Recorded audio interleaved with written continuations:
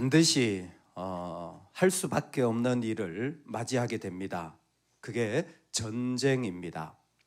다윗과 압살롬의 사이는 이제 피할 수 없는 전쟁을 치르게 되는 자리에 섭니다.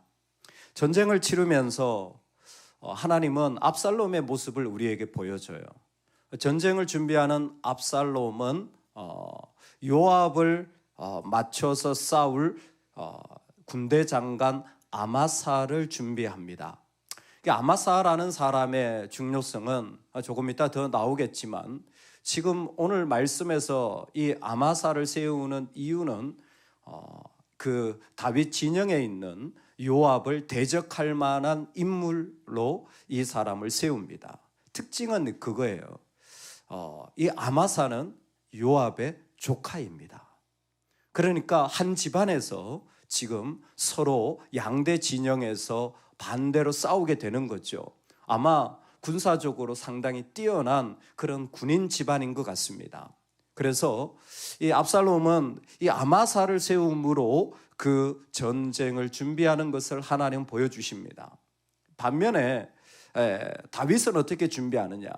오늘 본문에서는 그 부분이 드러나지 않지만 이제 다음 장에 가면 18장에 가면 다윗은 자신의 충실한 그러나 참 이 통제되지 않는 군대 장관이죠. 그러나 충성스러운 요압, 그리고 아비새, 그리고 블레셋에서 지금 따라 나선 이때 이 세 명을 군대 장관으로 세우고 천부장, 백부장, 1000명의 장관, 또 100명의 대장, 그렇게 세워서 각 부대로 나누어 준비합니다. 그런데 오늘 말씀에는 그 부분보다는 다윗이 전쟁을 준비하려고 할 때에 다윗이 마하나임에 이르렀고 그곳에서 암몬 족속에 속한 소비와 그리고 로데발 사람 마길과 그리고 길르앗 사람 바르실레가 찾아와서 그에게 침상도 주고 그리고 그릇도 주고 밀과 보리와 밀가루와 곡식과 녹두와 그 모든 전쟁에 필요한 그 꿀과 치즈를 줬다라는 기록을 구체적으로 하나님이 하시는데, 왜냐하면 그렇게 해야 백성들이 배고프지 않고 힘을 내어서 전쟁에 치룰 것이라는 것입니다.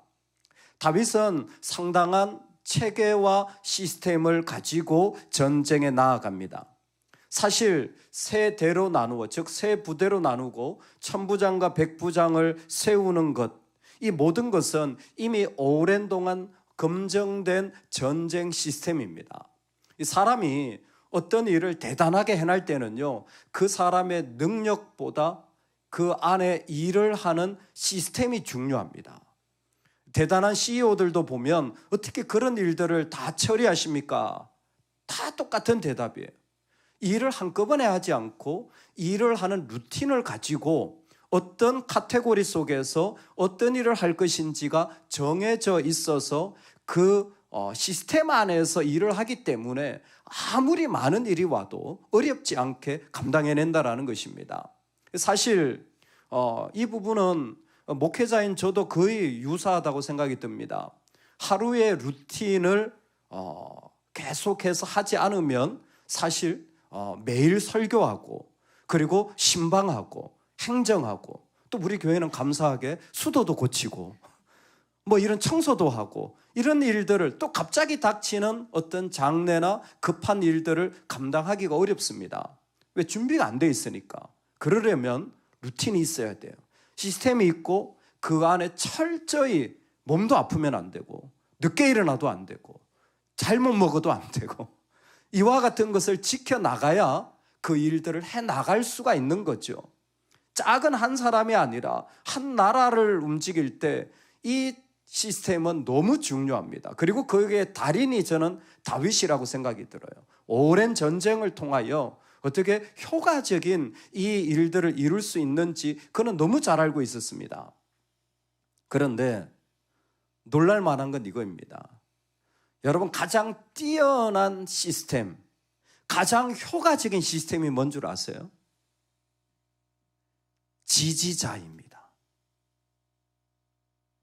우리는 시스템 하면 항상 조직과 시간과 그리고 일의 분배만 생각하는데 인간에게 있어서 가장 효율적인 시스템, 가장 능력 있게 만들고 그 전쟁을 승리하게 만드는 핵심적인 그 중심은 지지자입니다. 그래서 오늘 하나님이 우리에게 보여주시는 건 이 사람들이 대단한 사람들이 아니에요. 뭐 소비, 바르실레 뭐 사실 들어보도 못해요. 나중에 한 번 더 등장하긴 합니다만은, 그런데 이 사람의 특징이 뭐냐면 다윗을 지지하여 달려온 사람들이라는 겁니다.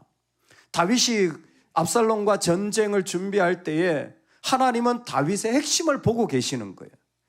다윗의 핵심은 오랜 노하우도 있고 시스템도 있고 그의 지략도 있고 전쟁의 경험도 있지만 다윗이 전쟁에 이길 수 있던 힘은 뭐냐면 지지자들이라는 거예요. 그의 주변에는 든든한, 여전히 그를 신뢰하고, 사실 다윗은 최악의 상황이에요.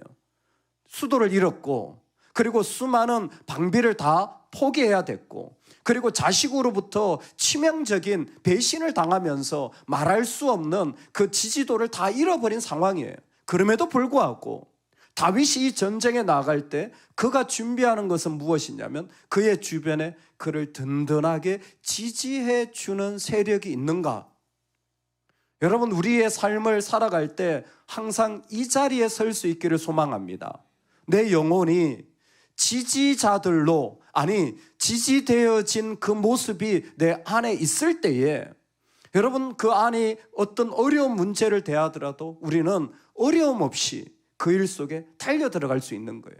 첫 번째 지지는 여러분, 하나님의 지지를 꼭 확인하시고 가시기 바랍니다. 이 영적인 지지야말로 너무 중요해요. 다윗이 이 전쟁을 준비할 때 이미 압살롬 군대가 요단강을 건너 길르앗 동편까지 왔어요. 길르앗은 대표적인 요단 동쪽의 중심 도시입니다. 그렇다면 압살롬의 그 모든 세력이 이미 이스라엘 전역에 미쳤다고 해도 과언이 아닌 정도입니다. 그런데 그때에 다윗은 어디 있냐면 마하나임에 있어요. 야복강에서 야곱이 그 에서를 보러 가려고 할 때에 너무 두려웠을 때에 그때에 하나님의 군대를 만나게 되어집니다. 그리고 그곳을 마하나임, 하나님의 군대라는 이름으로 지목했던 바로 그것이에요. 다윗이 마하나임에 이르렀을 때에 다윗은 다른 곳이 아니라 마하나임에 자신의 몸과 군대를 숨기고 지금 압살롬을 맞이하고 있습니다. 여러분, 마하나임의 특징은 하나예요. 하나님께서 앞서 진을 치고 계시다라는 거예요. 야곱에게도 에서를 두려워하지 마라. 너의 삶에 고향을 다 떠났고 배신을 했고 너의 아픔이 있지만 그거 두려워하지 마라. 하나님이 진을 치고 있다. 할렐루야. 하나님이 그 가운데 세우고 있음을 선포하는 사람, 그게 바로 마하나임의 사람이에요. 마하나임의 사람은 하나님이 그 가운데 준비하시고 세우셔서 그 일을 이루실 것을 온전히 그 마음에 믿고 나아가는 거예요.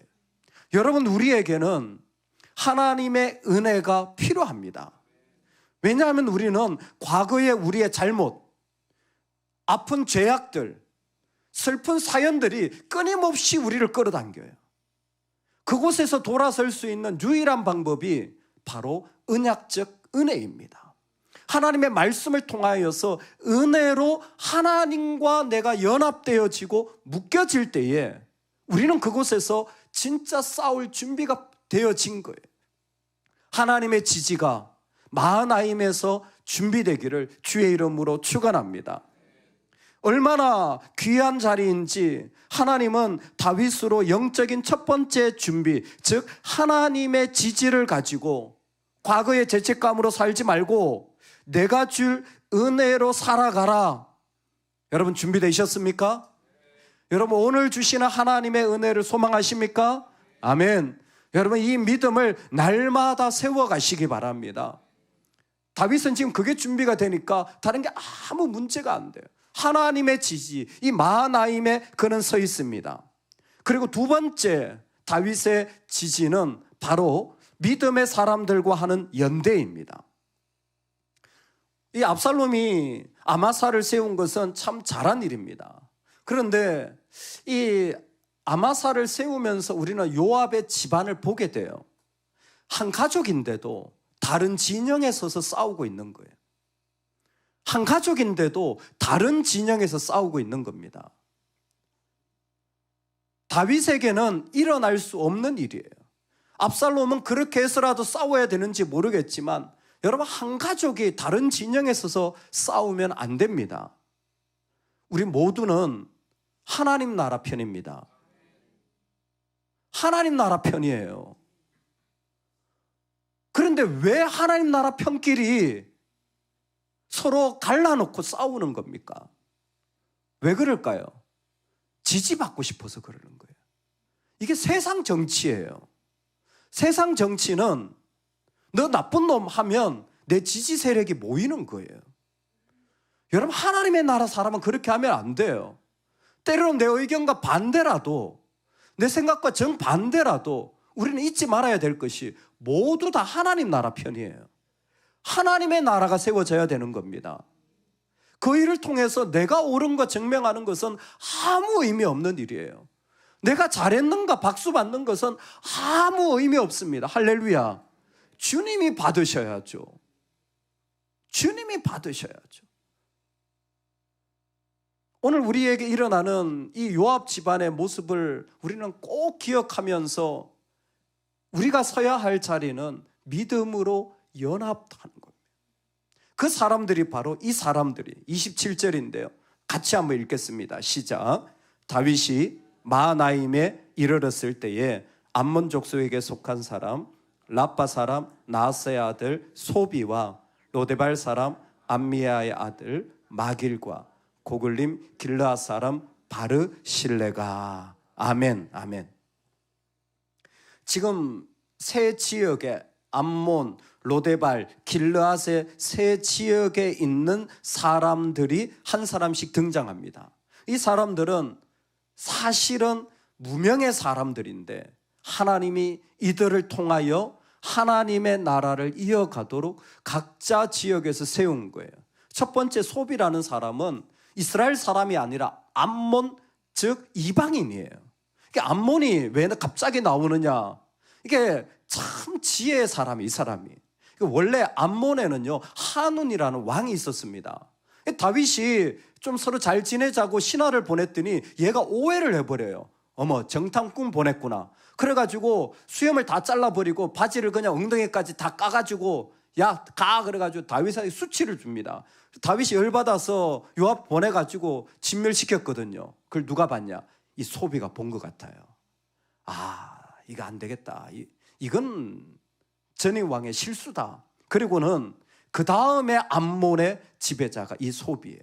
그래서 지금 다윗이 어려웠을 때 사실 지금이야말로 다윗을 무시하거나 다윗에게 대적해도 되는 때지만 오히려 다윗이 약할 때에 그에게 다가가서 지금 이 귀한 음식으로 공개하며 연합하는 겁니다. 하나님이 이 이방인을 통하여 그 중심이 그 약한 자를 대하는 것을 보게 해주는 거죠. 두 번째 사람이 누구냐면 로데발의 마길입니다. 이 마길은 무비보셋의 후원자예요. 무비보셋이 바로 사울의 아들 요나단의 아들이잖아요. 그 무비보셋을 다윗이 선대하여서 다윗이 식탁에서 같이 먹게 해줬거든요. 그 모습을 보고 지금 함께 동력하는 사람이 바로 이 마길입니다. 그러니까 다윗이 은혜를 베풀었을 때 그 은혜는 자기도 모르는 사이에 이미 또 다른 은혜의 사람을 준비하고 있었던 거죠. 너무 놀라운 은혜입니다. 세 번째는 바르실레예요. 이 사람은 나중에 19장에 또 등장하는 사람이에요. 길르앗에서 있던 사람인데 그 지역의 유지이며 성공한 사업가예요. 그런데 다윗이 어려움을 당하자 그 성공한 그 모든 것을 다윗에게 내놓는 사람이에요. 정말 적극적인 지지자죠. 이런 물질의 복 그리고 하나님의 은혜의 복을 받았을 때 바르실레는 주저하지 않고 다윗의 그 필요한 모든 것을 대주는 거예요. 보면 침상부터 그 꿀까지 정말 뭐 하나 세심하게 살피지 않은 것이 없어요. 가만히 보고는 다 준비하여서 그것을 갖다 제공합니다. 사실 지금은 이와 같은 개념이 좀 약화됐지만 고대 전쟁은요, 거의 물품 보급이 전쟁의 승패를 좌우합니다. 물품 보급만 되면 견디면 되고 기다리면 돼요. 왜? 적군은 먹을 게 없는 시대이기 때문에 먹을 게 없으면 스스로 죽어요. 그러니까 물품만 보급되면 이건 거의 전쟁 90% 이긴 겁니다. 그러니까 바르실레가 있다는 얘기는 다윗은 이미 거의 전쟁을 이긴 거예요. 할렐루야. 여러분, 이런 지지자들이 있어야 되는 거예요. 하나님 나라 교회나 사역에 이런 지지자들이 있잖아요. 이미 이루어진 거예요. 이미 그건 승리한 거예요. 근데 이 바르실레는 물품을 제공한 사람이 아니에요. 나중에 보면 다윗이 그 전쟁 이기고 다시 예루살렘으로 갈 때 바르실레를 부릅니다. 바르실레요, 같이 예루살렘 갑시다. 내가 정말 아름다운 것으로 당신에게 대접하기를 원합니다. 바르실레가 뭐라 그랬냐면, 왕이요, 내 나이가 80입니다. 뭐 맛있고 맛없고 이제 더 이상 내 입은 모릅니다. 80이 넘으신 분들의 은혜를 축복합니다. 그건 뭐냐? 세상 맛이 없다는 거예요. 세상 좋은 게 뭐 중요하냐는 거예요. 나는 내 사명 따라 살겠다라는 거예요. 하나님이 내 사명 주셨고 나는 내 사명 감당하면 된다는 거예요. 뭐 나한테 박수 같은 거 해주지 마세요. 뭐 내 말이 말 같은 거 해가지고 뭐 그렇게 승리 그런 거 하지 마. 저는 필요 없어요. 제가 이제 하나님 앞에 가면 다 끝날 일인데 뭐 그런 게 인정받고 젊은 사람들이나 그런 거예요. 이게 정말 이 나이가 준 축복이죠. 그때 다윗이 그 바르실레에게 말합니다. 백성이 다 요단을 건너매 왕도 건너가서 왕이 바르실레에게 입을 맞추고 그에게 복을 비니 그가 자기 곳으로 돌아가니라. 하나님 하시는 얘기가 뭡니까? 이 사람은 자기 사명 감당하고 있다는 거예요. 자기 사명 감당. 물질의 복을 받았으니 기꺼이 하나님 앞에 그 물질의 복의 사명을 가지고 나아가 하나님 앞에 드렸다라는 것입니다. 여러분, 오늘 우리가 하나님의 나라를 정말 세워나갈 때 체계가 필요해요. 왜? 이런 전쟁을 치러야 하니까. 이런 전쟁을 치를 때에 근데 사람들마다 모습이 다 있어요. 이게 필요하고 저것도 막 그냥 금방 뭐 별의별 모습이 다양하게 다 나타나요. 우리는 중요한 두 가지를 봐야 합니다. 뭘 준비하는지. 여러분, 은혜가 준비되기를 소망합니다. 우리 안에는 하나님의 일을 할 때에 풍성한 은혜가 준비되기를 소망합니다. 섭이나 마길이나 바르실레나 다 한 가지예요. 하나님의 감동 가운데 다윗을 지지했다라는 건 주님의 은혜가 그들을 덮었다라는 거예요. 주님의 은혜가 그 힘을 세워서 그들로 하여금 놀라운 하나님의 나라를 세워가고 일으켜가는 거예요. 여러분, 이게 정말 능력이고 이게 정말 힘입니다. 우리에게는 그 은혜로 무장되어져 있는 지지자들의 연합이 필요해요. 언제? 지금. 어디에? 우리 가정이, 어디에? 우리 교회가, 어디가? 이 나라가. 만약 이 세상이 바뀌어진다면 선교의 일은 은혜의 사람이 그 자리에 서서 복음을 전할 때 하나님의 복음이 전하여지는 거예요. 만약 하나님의 말씀이 전하여진다면 은혜의 교회가 전할 때에 그 교회를 하나님이 사용하시는 거예요. 여러분, 하나님 우리를 쓰실 이유는 하나입니다. 주의 은혜예요. 주의 은혜로 말미암아 우리를 사용하시는 거예요. 그 은혜가 우리 모두를 연합하여서 정말 이 세상에 누구도 볼 수 없는 믿음의 체계, 하나님 나라 군대의 체계, 그 모든 시스템들이 그 은혜 가운데서 정말 아름답고도 물 흐르듯이, 그리고 소망 가운데서 이루어지는 그 축복. 여러분, 정말 이 말씀이 우리에게 필요합니다. 우리가 생각지도 못한, 때로는 상상하지도 못한 일, 새로운 일들을 하나님이 시작하실 때에 우리 모두는 준비가 안 됐어요. 근데 은혜가 있으면 다 준비됩니다. 기꺼이 은혜가 있으면 품어주고 함께하고 기도하고 채워주고. 저는 이 소비와 마길과 바르실레 같은 사람이 정말 귀하다고 생각합니다. 그리고 하나님 오늘 우리를 그런 자리에 불러서 세워가십니다. 이 축복이 우리에게 충만하기를 축원합니다. 아멘.